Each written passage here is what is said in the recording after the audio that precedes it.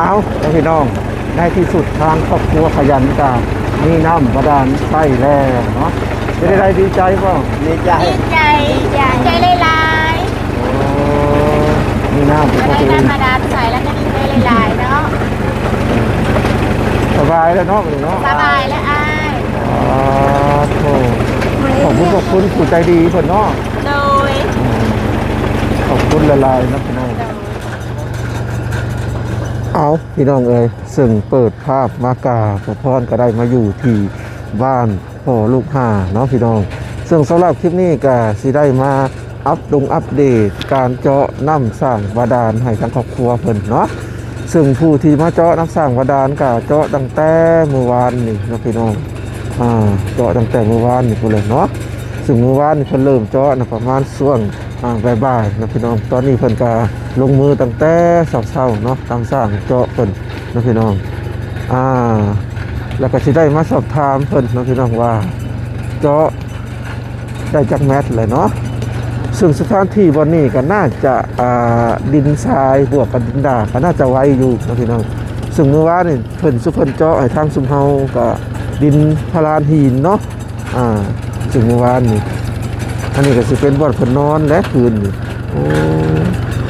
นอนในกลางเดินเลยถือว่าผู้ที่มาเจาะนี่ก็อดทนอะไรเนาะพี่น้องไปใช้นอนหนักมาเด็กน่าเป็นเที่ยงเพิ่น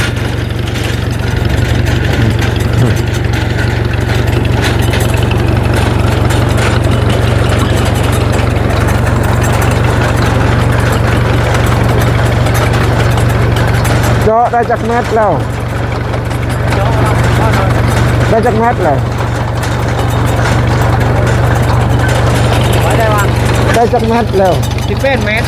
เขาก็เจาะนี่บอก จองขึ้นดีเด้ว่าดีเด้ไป18 เมตรเป็นได้ดินพลานคือกันบอกตัวนี้อ่อนกว่าพอเลย โอ้อ่อนกว่าเนาะ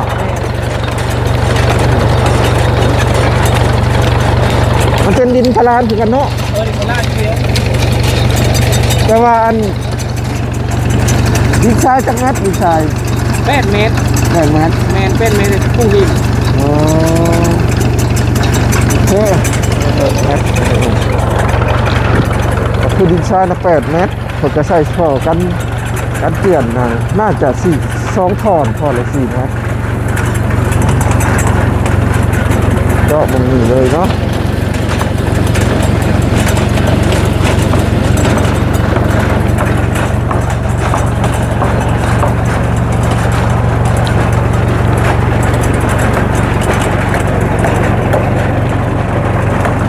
สบายดี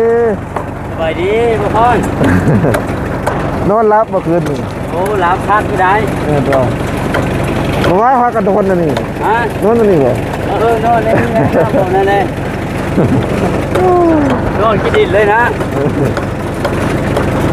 ไอ้โน่ไม่ใช่นอนนานเราอดทนสูงเห็ดนะนี่นะ เฮ็ดไหมใช่นะเฮ็ดไหมใช่บนรถโจกนะมันจะหลบได้น้อยนึงนะต้องได้ปรับแจ้งนะ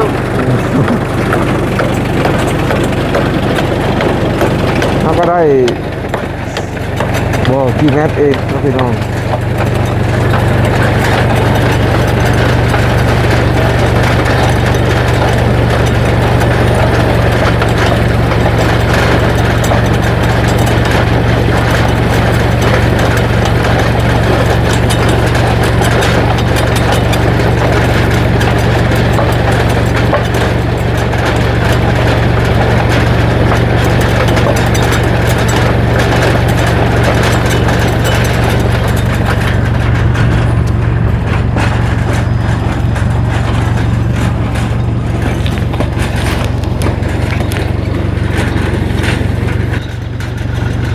สบายดีอ้าย เมื่อคืนคนนอนนะนี่เนาะโดยก็บ่มีบนนอนแป้งก็ยังบ่จูบคนนอนจากคนนะวันนี้3 คน3 คน4 คนก็พอหาเนี่ยผมแสดงว่าทุกคนนี่ก็เนาะสู้ทนขนาดโดยคือไปบนฮอดไฟนอนบนหันแมน เขาขยันอีหลีเลยขยันอีหลีรอได้เพิ่นเลย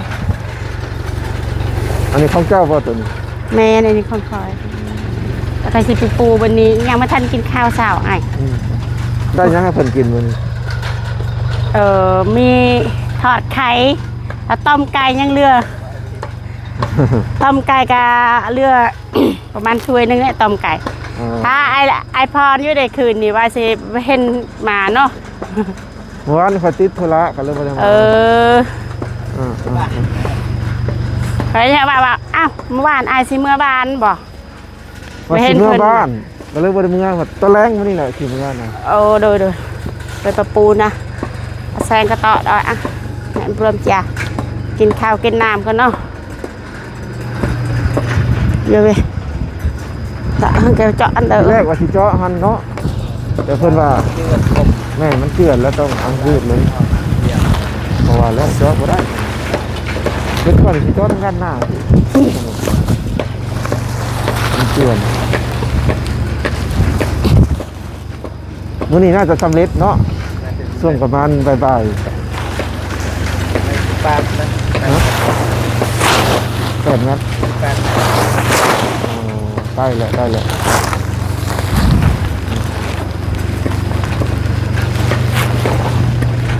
จับ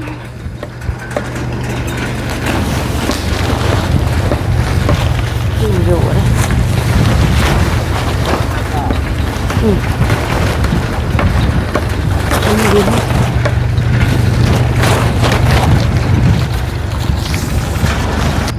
สวัสดีอ้าย สบายดีเห็ดยังน้องสีประจันทอดไข่ ทอดไข่ โดย ทอดเองบ่นี่ โดย เบิ้งหาทอดมึงเรื่องหาใส่น้ำมันลายพูดได้หนุ่ม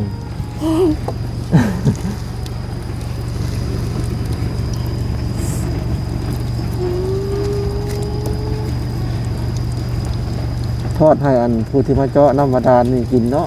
โดยชุกละมั้งเนาะยัง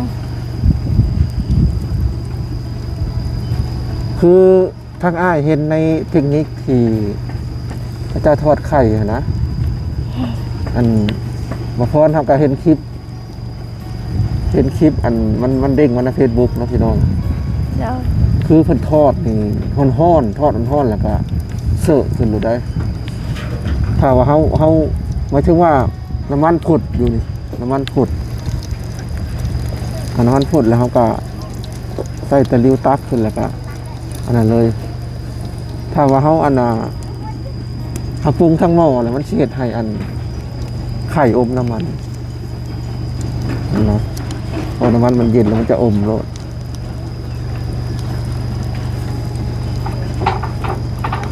เป็นไรน้องสีพระจันทร์นอนรับว่าคืนนี้นอนรับนอนจักโมงคืนนี้นอน7 โมงตื่นได้จ้ะตื่น4 โมงโดย7 โมงแรงเลยนอนแล้วเนาะโดย7 8 9 10 11 12 1 2 3โอ้นอน8 ชั่วโมงดีตักเอารถมานี่ตักใส่ถ้วยเลยอีกอันก็จานกันนั่งกลัวหายก็สบายดีน้องอาซุยบ่น้องอาซุยไปเจาะได้แล้วค่ะ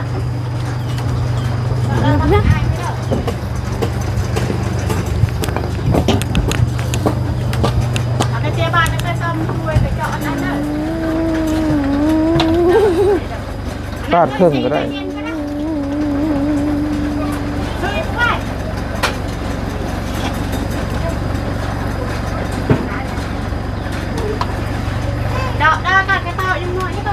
กระตุกเจาะดู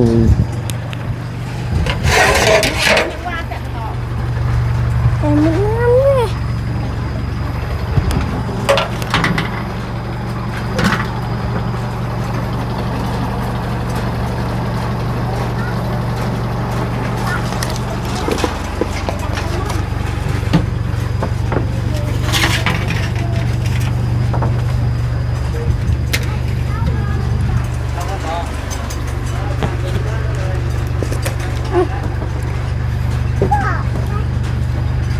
ก่อนอ้าย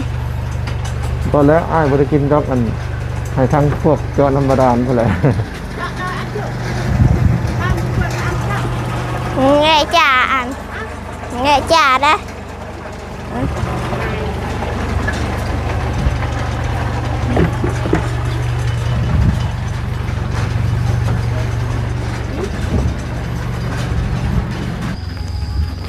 ไปใช้น้อง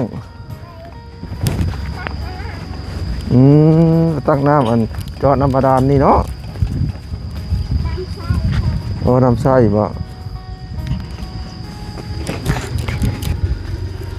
น้องสีประจันทร์จักปีแล้วตอนนี้ 11 ฮะ 11 11 ปี โดย แม่นบ่บ่แม่น13 12บ่ 11 เกิดปี12ปีเท่าไรอ้าว ผู้จือ บ่จื้อ โดย บ่แม่นปี2025ปี2015บ่ปี2000เท่าใดปี2005บ่ ผู้จือทำไม่ค่อยก่อน บ่ว่าบ่จื้อ อันฮู้แต่ว่า11 ปี โดย เรียนอยู่ห้องได้แหละ ห้องปะชี ป .4 พี่น้าป โดย .5 เขียนชื่ออ้ายเป็นบ่บ่าวพรมีตัวจังได๋อ้าวลองเขียนใส่กระดินมึงดู เป็น ลองเขียนให้อ้ายเบิ่งดู บ่เป็น บ่เป็น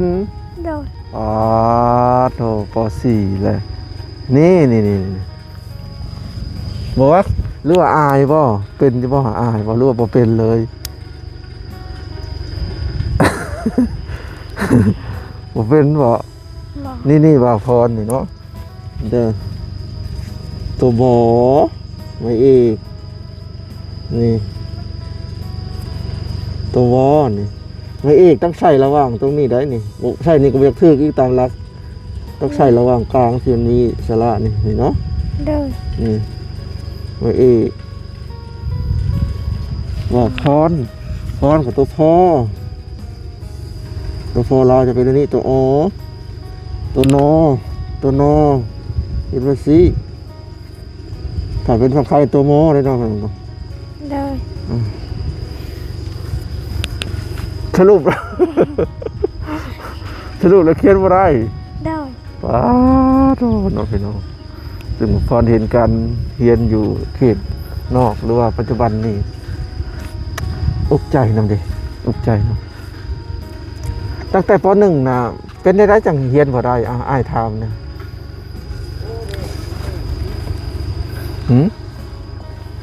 ครูสอนบ่ละเอียดบ่หรือว่าเฮาบ่ตั้งใจฮะ เราตั้งใจ เฮาบ่ตั้งใจเอง เราตั้งใจแต่มันบ่เป็น มันบ่เป็น โดย แต่ว่าครูเด้ซะครูเพิ่นสอนใส่ใจอยู่บ่หมายถึงว่าถ้าบ่เป็นนี่เพิ่นได้ลงโทษนักเรียนอยู่บ่ตามที่อ้ายคิดน่าจะบ่ลงโทษเนาะ โดย แต่สมัยอ้ายเนี่ยถ้าบ่เป็นนี่ต้องลงโทษได้หมายถึงว่าจุ่มมือบ่สิแล้วก็ใส่บรรทัดตีเผาะมือประมาณ 2-3 ครั้งรุ่นอ้ายแล้วก็บิดส่วง หมายถึงว่าเอามือบิดหูน้องเคยบิดบ่ บอก แปลว่าจับซีนมันแล้วก็บิดส่วงบิดแถวต้นกระโตนี่โคตรเจ็บนะเป็นถึงว่าครูที่อ้ายสมัยเรียนอ้ายเรียนนะถือว่าเด็ดขาดถ้าผู้ใดแบบว่าอีหยังก็ผู้ใดไปเฮ็ดผิดก็ลงโทษยืนคาเดียวลองยืนบ่เคยยืนบ่คาเดียว บ่เคย นี่เห็นเนาะแล้วก็ยึงมือขึ้นนั่นแหละลองสาธิตให้ FC เพิ่นหน่อยแล้วก็ยืนคาเดียวแล้วก็บางทีก็จับลูกหินคนละก้อนได้จับลูกหินคนละก้อนประมาณ5นาที10นาทีก็ว่าเรายืนอยู่หั่นจนเมื่อย ตะกี้รุ่นอ้ายน่ะเนาะอ้ายตอนนี้ก็อายุ30แล้วเนาะ31ปีก็ถือว่ายังบ่แฮงได้ถ้าแม่นรุ่นพ่อสมัยอ้ายเรียนน่ะก็เตะใส่ไม้ฟาดหรือว่าไม้วายฟาดยินเพิ่นเว้ากันเนาะแต่รุ่นน้องน่ะแทบจะบ่ได้อันเข่งขัดปานใดเนาะ โดย ปะพาท่านผู้ชมเลาะเบิ่งบรรยากาศบนขุดเจาะก่อน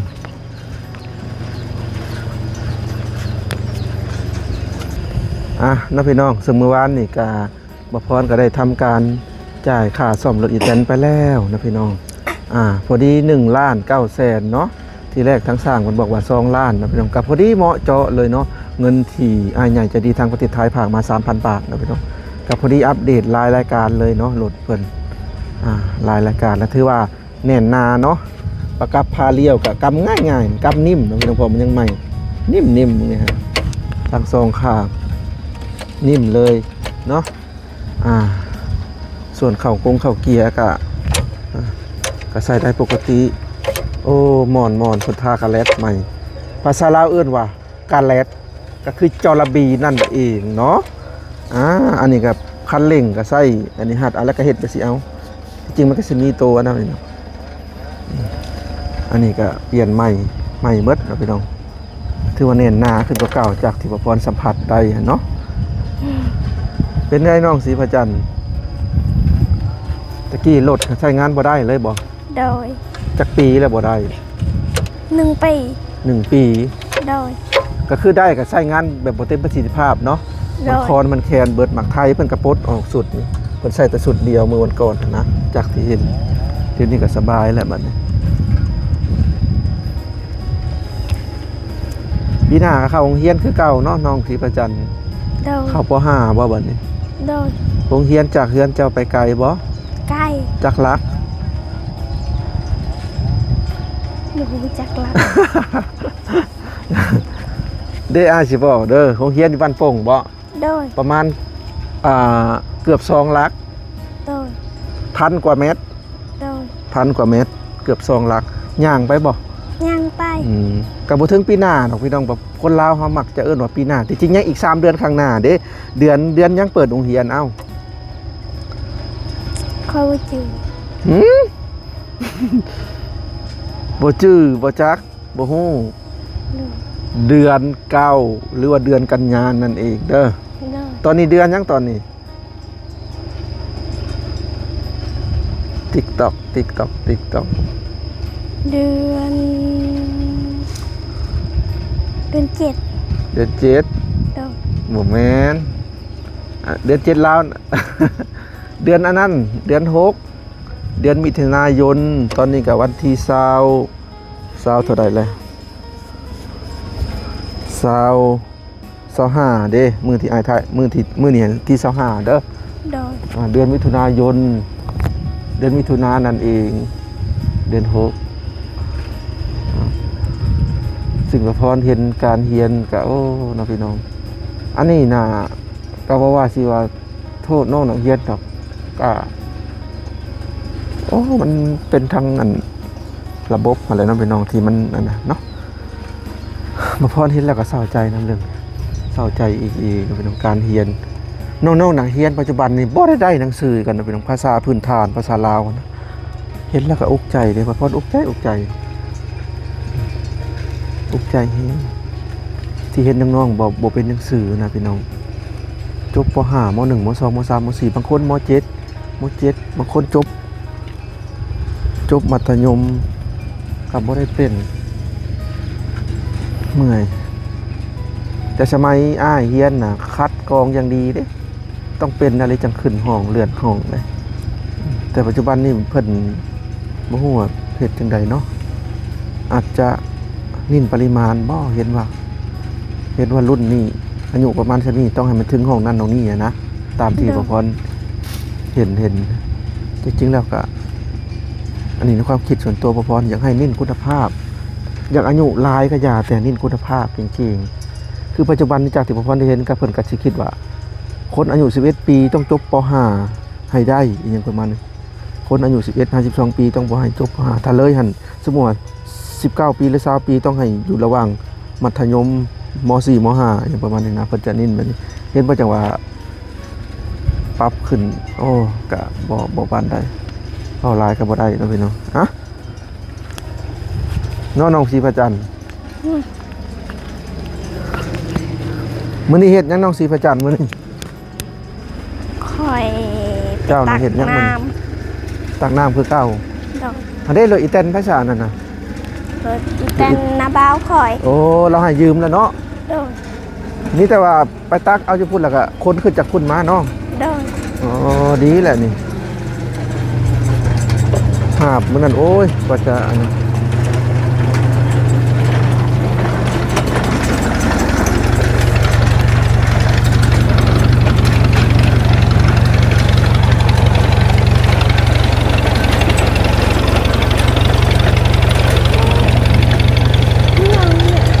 เล็กคือหายมาหลังก็ คือตักน้ำป่ะวันนี้ ตักหน้า ใครเนี่ยมีเหลืออีจันเนาะวันนั้นเห็นน้องๆห้าบโอ้ทรมานหลาย โอ้ยไม่ใช่ โอ้โอ้พอดีเต็มป่ะ อันนี้เต็ม เดี๋ยวจะเอาลงป่ะวันนี้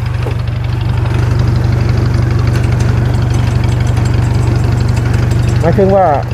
คอยเหลืออีจันไปแล้วก็ตัดคือเป็นน้องสะเนาะ โดย แล้วก็ชนมาทีแรกอ้ายก็อยากให้เห็ดไปซะเลยเป็นทางน้องหาบโอ้หาบตักเลย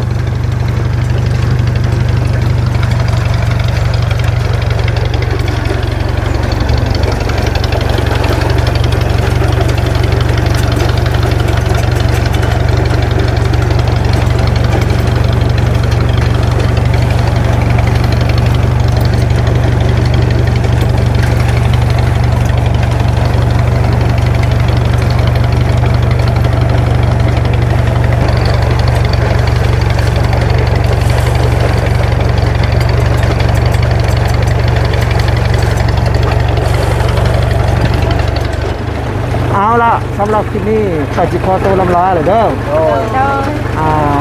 เดี๋ยวอีพีหน้าขอยสิมาหาใหม่ก็เขาไปเจาะแล้วขอยสิมาเบิ่งหัวน้ำลายหรือเงี้ยกันได้เด้อ โดย สำหรับคลิปนี้ขอก็จิคอตัวไปก่อนเด้อพี่น้องเอาไว้อีพีหน้าพบกันใหม่เนาะไปเลยเด้อสบายดี สบ